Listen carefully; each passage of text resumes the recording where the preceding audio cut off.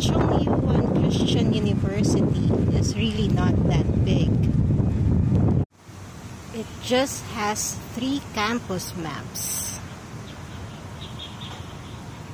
Campus A, B, and C. Gate B1 is right across the post office and McDonald's. It is near the swimming pool and the gym and the sports complex.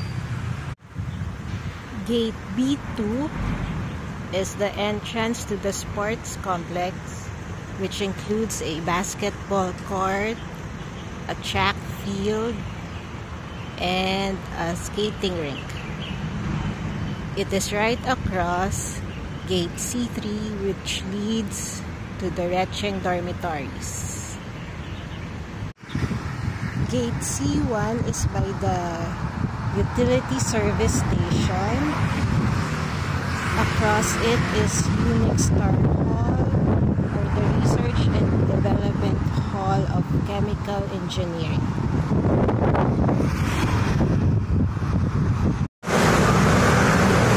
This is Gate C2 of the CYCU, which is right behind the Recheng dormitories. Across it is a 7-Eleven, which is very, very convenient.